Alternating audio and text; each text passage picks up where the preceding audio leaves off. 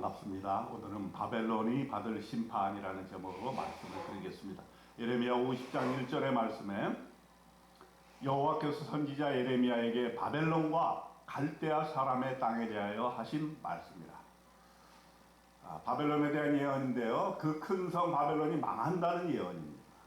바벨론이 사실은 엄청난 파워를 가지고 있었고 아수르, 애국, 그리고 유대 전 지역을 망라해서 지배했던 바벨론 제국. 그 제국이 거의 한 100년도, 110년 정도 갔습니다. 천년왕국 로마를 생각하다 보면 바벨론이 얼마나 금방 끝나버렸나 할 수를 그것을 생각해 볼 수 있겠죠. 여러분, 큰 나라 바벨론, 많은 사람들이 두려워하고 또 그렇게 되기를 바라고 또 바벨론 왕국 같은 그런 나라를 세우기를 원하지만 사실은 그 크다라고 하는 것에 인간의 교만과 인간의 죄악이 숨어 있다는 것을 알 수 있어요. 우리 인생 살다 보면 모두가 다 큰 사람이 되기를 원하고 큰 집을 짓기를 원하고 큰 교회를 세우기를 원하고 큰 거를 추구해요. 마치 바벨탑처럼 바벨론이 큰 성 바벨론이었지만은 하나님의 심판을 피할 수가 없었다라고 하는 것이 바로 예레미야 50장의 핵심적인 내용인 것입니다. 바벨론이 어떻게 멸망하게 됐습니까? 2절 보세요. 너희는 나라들 가운데 전파하라, 공포하라, 깃발을 세워라, 숨김없이 공파에 이르라. 바벨론이 함락되고 벨이 수치를 당하며 무로닥이 부서지며 그 신당들은 수치를 당하며 우상들은 부스러진다 하라. 우상 숭배죠. 끝없이 커 나가면 사람들이 하나님보다는 자기의 힘을 믿고 우상을 숭배하게 돼요. 재물을 숭배하게 돼요. 그것이 바로 하나님과 멀어지는 비결일 수가 있어요. 그렇기 때문에 우리가 큰 것을 추구하는 것에 대한 그 허점, 큰 것을 추구하는 것이 정말 올바른 비전인가 한번 생각해 볼 필요가 있습니다. 3절 보세요. 이는 한 나라가 북쪽에서 나와서 그를 쳐서 그 땅으로 황폐하게 하여 그 가운데 사는 자가 없게 할 것입니다. 사람이나 짐승이 다 도망할 것입니다. 한 나라가 등장하는데 역시 페르시아를 염두에 둔 말이에요.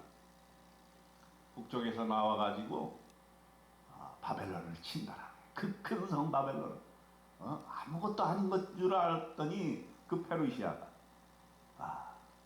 바벨론을 황폐하게 만든다는 거예요.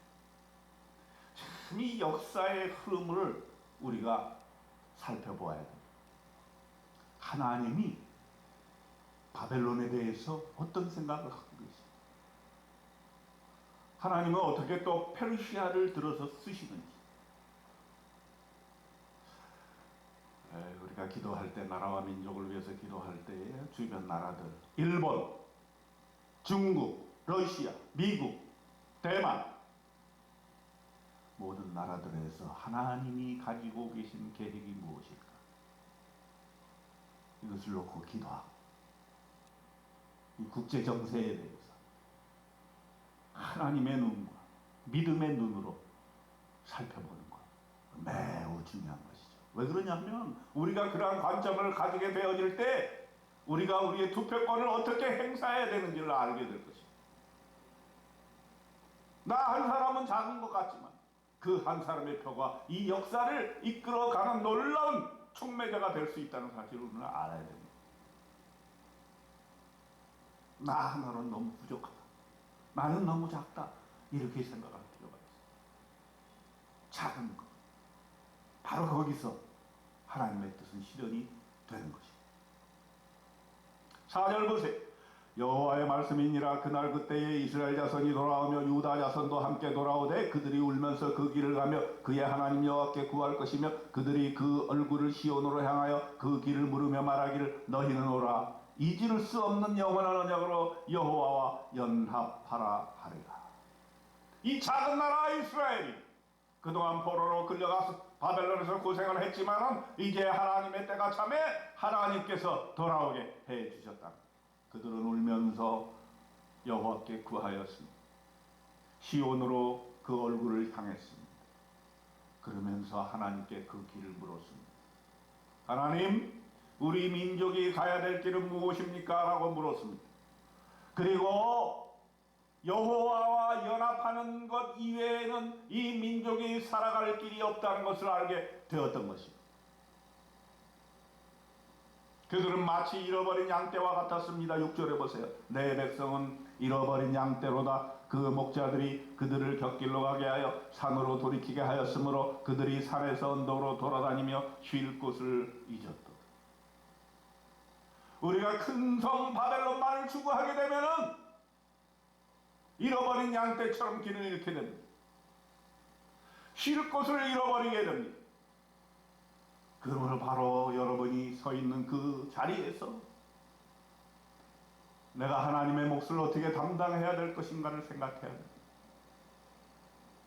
나의 처지를 한탄하고 있을 것이 아니라 있는 그 자리에서 하나님이 나에게 가지고 계신 계획과 또 이 나라에 대한 계획이 무엇인지를 살피고 주변 나라들의 하나님이 향한 계획이 무엇인지 우리가 살펴보아야 됩니다.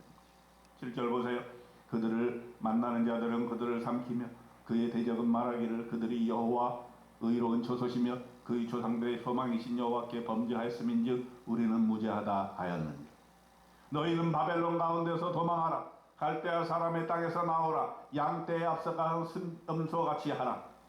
너희는 지금 살고 있는 바벨론 도성으로부터 나와야 된다는, 도망해야 된다는 것입니다. 우리가 이 땅에 사는 현실 속에서 거기에 함몰되고 살아가게 될 때 우리가 하나님의 뜻을 저버리게 되는 거죠. 바로 이 세상의 문화와 이 세상의 바벨론과 같은 그런 힘과 투쟁과 경쟁에 틈바구니에서 빠져나와서 진정한 하나님의 뜻, 하나님이 함께 하신 그 일이 무엇인지를 깨달아 알아야 될 것입니다. 9절 보세요. 보라, 내가 큰 민족의 무리를 북쪽에서 올라오게 하여 바벨론을 대항하게 하리니 그들이 대열을 버리고 쳐서 정복할 것이요. 그들의 화살은 노련한 용사의 화살 같아서 허공을 치지 아니하리라. 10절에 갈대아가 약탈을 당할 것이라. 그를 약탈하는 자마다 만족하리라. 여호와의 말씀. 여호와께서 단호하게 예레미야를 통해서 말씀하시는데 큰 성 바벨론은 망할 것이다. 그러므로 너무 큰 것 좋아하지 마라. 바벨론으로부터 빠져나와라. 네 주변에 우상 숭배와 하나님을 멀리하는 모든 문화로부터 빠져나오라고 하나님께서는 예레미야 50장에서 말씀하고 있는 것입니다.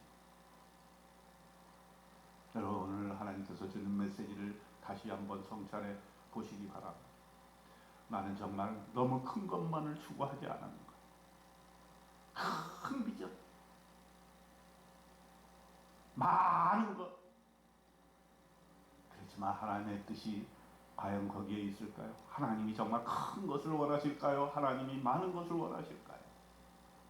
지금 서 있는 이 자리에서 정말 바벨론과 같은 이 문화와 이 세태 속에서 빠져나와서 하나님의 길을 가고 예수 그리스도의 십자가의 길을 가는 소수의 무리가 되기를 선택하는 이 시간이 되기를 바랍니다. 나는 이 길을 바로 가겠다. 많은 세상의 사람들이 다른 길로 가지만 나는 나의 길, 십자가의 길, 예수의 길, 하나님이 계획하신 그 길을 선택하겠다라는 결심이 저는 오늘 새벽 되시기를 주님의 이름으로 축원드립니다. 아멘.